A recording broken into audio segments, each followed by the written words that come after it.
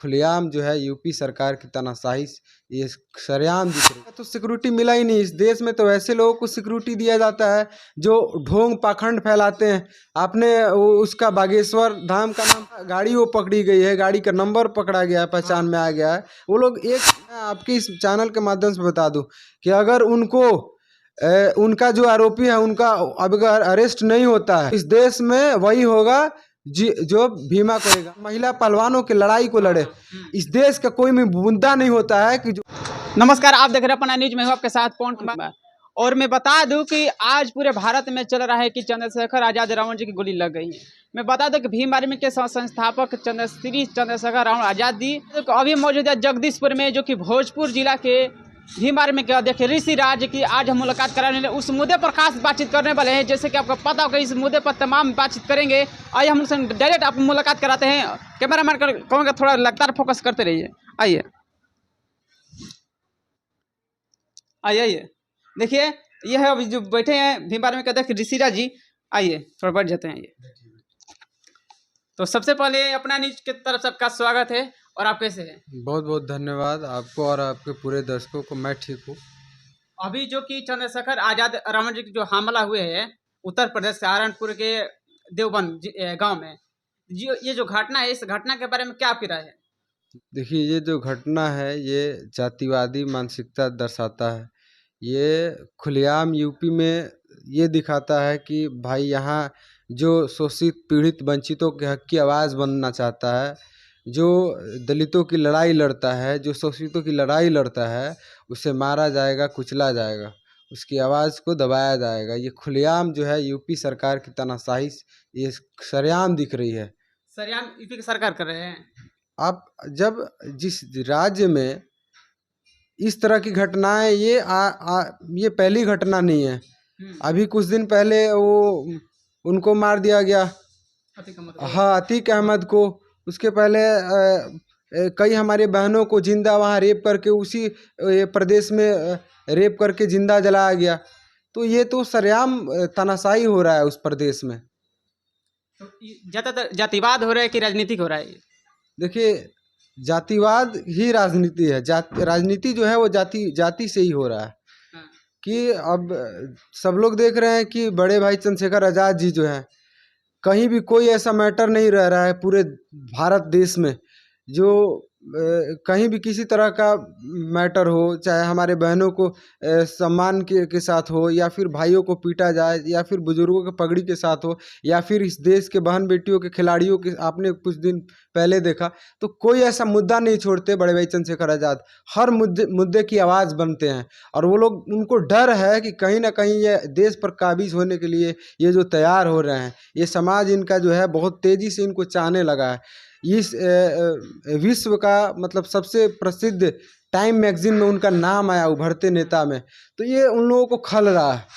और वो लोग मतलब क्लियर हो चुके हैं कि ये जो है आने वाला ये शासक है, ये समझ गया है। इसका जो वंशज है, बाबा साहब डॉक्टर भीमराव अम्बेडकर संविधान लिख करके दिए और उनको बता करके गए कि तुम इस देश का हुक्मरान बनो। तो ये हुक्मरान बनने चले हैं और बहुत जल्द अगर इनको रास्ते से नहीं हटाया गया तो ये लोग हमें उखाड़ फेंकेंगे और इस देश पर मतलब काबिज हो जाएंगे। यही कारण है कि वो लोग जो है बड़े भाई चंद्रशेखर आज़ाद पर हमला किया। क्या उनका कहीं सिक्योरिटी टाइट नहीं था कि सिक्योरिटी नहीं है? देखिए, बड़े भाई का तो सिक्योरिटी मिला ही नहीं। इस देश में तो ऐसे लोगों को सिक्योरिटी दिया जाता है जो ढोंग पाखंड फैलाते हैं। आपने उसका बागेश्वर धाम का नाम सुना होगा। उसको Y+ सिक्योरिटी दिया गया है कि ताकि तुम भाई भाजपा की प्रचार करो, तुम जो है पाखंड फैलाओ, इस देश में अंधविश्वास फैलाओ। लोग जो पढ़ाई के प्रति जागरूक हो रहे हैं, संविधान के प्रति जागरूक हो रहे हैं, उनको जो है डिमोटिवेट करके जो है अंधविश्वास में लाओ। इसलिए वैसे ढोंगी पाखंडियों को जो है सिक्योरिटी दिया जाता है। और जो देश में मतलब आधे से ज़्यादा आबादियों के 80-85% आबादियों के नेतृत्व करता है बड़े भाई चंद्रशेखर आज़ाद जी, उनको सिक्योरिटी नहीं दिया गया है। और सिक्योरिटी क्या, उनको जो है इस तरह के गुंडे भेज करके जो है उनको मारने का काम किया जा रहा है। मतलब कहना था अज्ञात लोग आए थे, जो गाड़ी थी उत्तराखंड थी गाड़ी।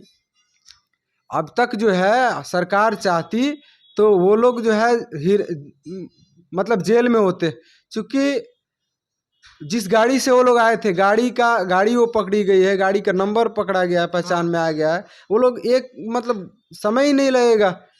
ये आप लोग देखते जब जब किसी भाजपा नेता के साथ ऐसा हुआ होता, तब आप देखते अगर कोई क्लू भी नहीं होता तो तुरंत जो है सबका अरेस्टिंग हो गया होता।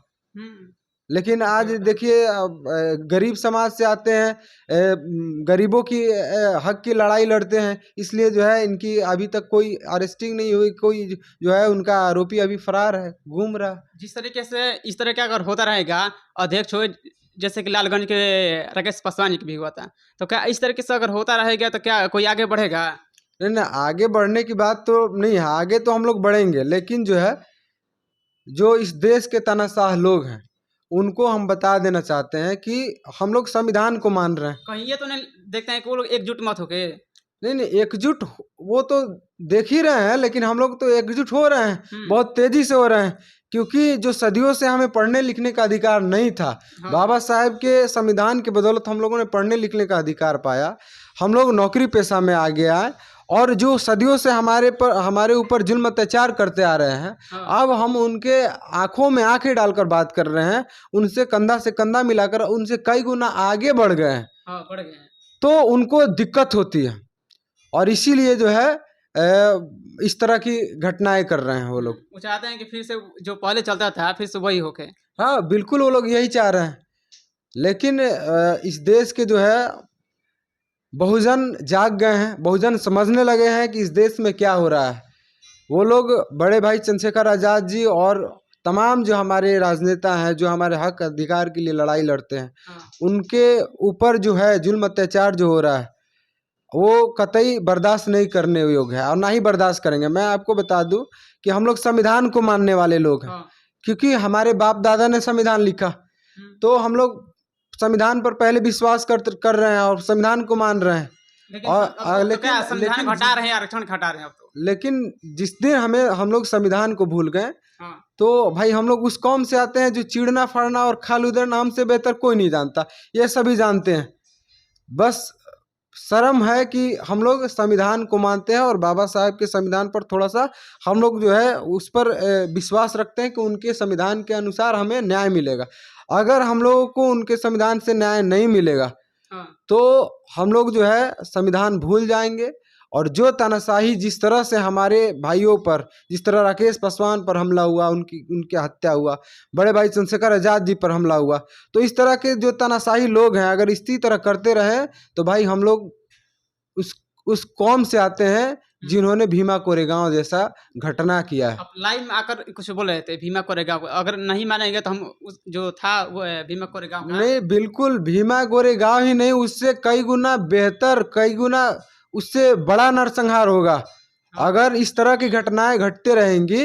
अगर बड़े भाई चंद्रशेखर आज़ाद जी को, मैं आपके इस चैनल के माध्यम से बता दूं कि अगर उनको उनका जो आरोपी है उनका अगर अरेस्ट नहीं होता है और बड़े भाई चंद्रशेखर आज़ाद जी को Z+ सिक्योरिटी नहीं मिलता है, तो इस देश में वही होगा जो भीमा कोरेगांव हुआ था, वैसा ही घटना होगा।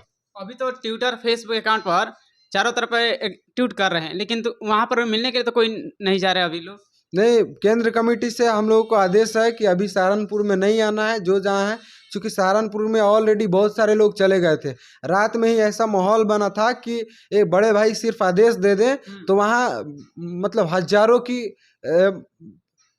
लाशें की ढेर लग जाती।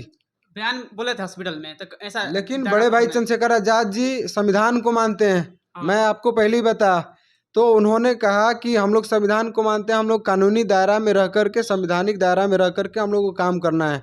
जब हमें कानूनी संविधान से हमें न्याय नहीं मिलेगा, कानून हमें न्याय नहीं देगी, तब हम जो है दूसरा कदम उठाएंगे। भैया ये बताइए कि क्या अभी 2024 या 25 में इलेक्शन आने वाला है, तो कहीं इसको तो नहीं रह कि ये अगर नहीं रहेंगे तो आगे हो जाती है हमारा। नहीं, बिल्कुल उन लोगों को घबराहट हो गई है कि अगर ये रहा इस तरह से, जिस तरह से बहुजन एक हो रहे हैं, बड़े भाई चंद्रशेखर आज़ाद जी को चाहने वाले इतने तादाद में बढ़ रहे हैं, उनको डर हो गया है कि कहीं ना कहीं भाजपा सरकार को केंद्र से उखाड़ फेंकेंगे ये लोग, और इसलिए जो है इस तरह की घटनाएं कर रहे हैं। ये कौन करे बीजेपी की का लोग? आप जो है हर चीज क्लियर है। जिसको जिस चीज से डर रहता है, बड़े भाई चंद्रशेखर आजाद जी को किससे डर है? कि सर जिस तरीके से भोपाल में गए थे वहाँ तो बहुत सारे 12 लाख लगभग कितना भी था जनसलाब था उस वहाँ समय। 10 लाख प्लस लोग थे। हाँ तो उन लोग वो देख रहे हैं ना कि ये लोग बहुत जल्द जो है केंद्र में काबिज होने वाले हैं, अगर इनको साइड नहीं किया गया तो। अच्छा, इसी के चलते एक नया सांसद भवन के उद्घाटन समारोह में द्रौपदी मुर्मू जी को नहीं बुलाया गया था, शायद जातिवाद के चलते।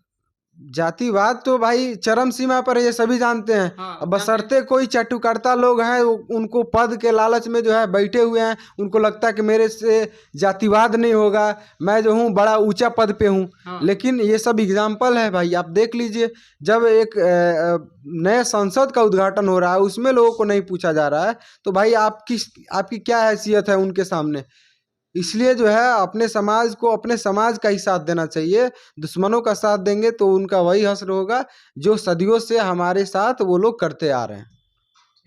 तो चलिए, जाति जाति जो दर्शक देख रहे हैं उन लोगों के लिए क्या कहना चाहेंगे आप?